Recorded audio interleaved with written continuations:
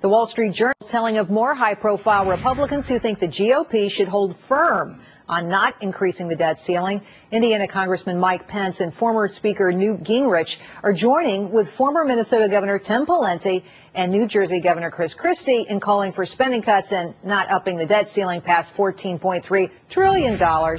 Time to let the Willis watchdogs out. Leslie Marshall is a Fox News contributor in Los Angeles. Mercedes Colin is a managing partner at Gordon & Rees and a Fox contributor. And Andy Levy is the ombudsman for Red Eye on the Fox News channel, but he's sitting in the host chair on tonight's program, and I believe all week. Yep. All right, Leslie, we're going to start with you.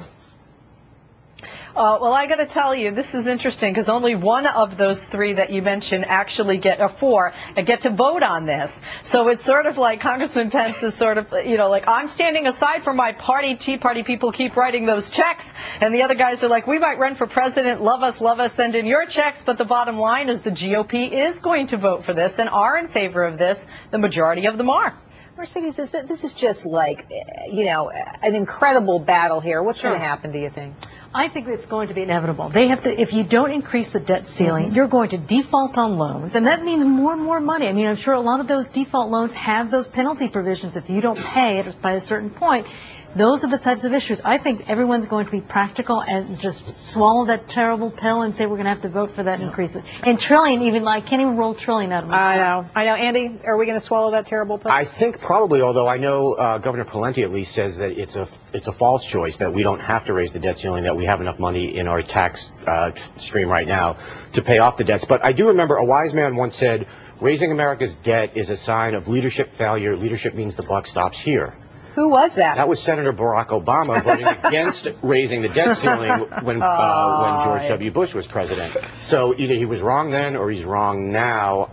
I want to know which one. Easy to say then, that's for sure. It's a tough conundrum. All right, next story. Researchers are finding students aren't learning much in college and aren't being challenged enough. The report is based on a book from a New York University professor. It found 45% of students show no significant improvement in critical thinking, complex reasoning, and writing by the end of their sophomore year. So, Mercedes, is college a waste of time? I think certainly the first 2 years, especially if you're in the liberal arts schools, I think a lot of it has to do, a lot of these professors, you're in these mammoth classes, those core classes, psychology, English, sometimes mammoth, 800 students in class, you're not going to learn much. I think it's really focusing on what your iPad and what's happening in your texting. Isn't it just practice for later, like drinking beer and eating pizza, Leslie?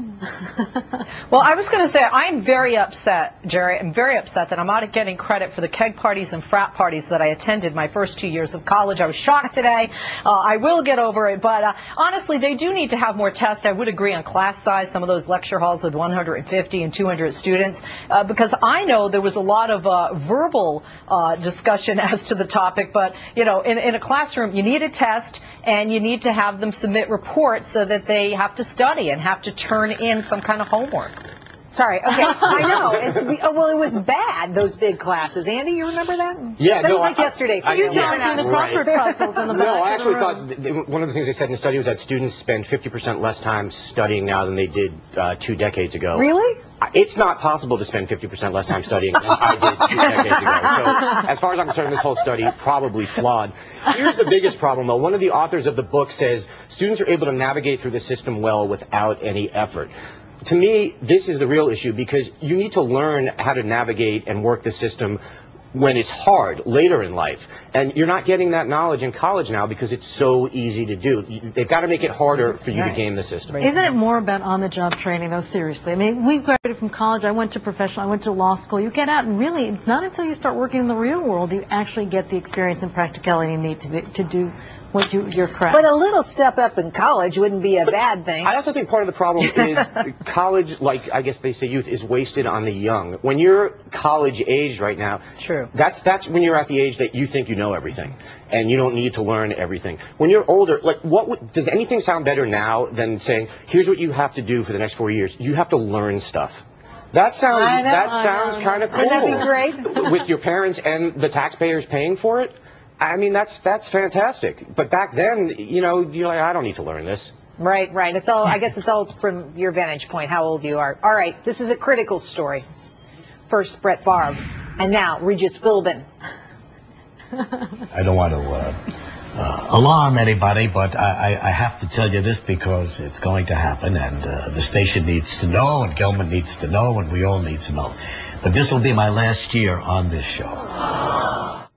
Aww. The 79-year-old television legend has not specified a departure date, but ABC says they will look for a replacement to keep the show going. Andy, I love Regis.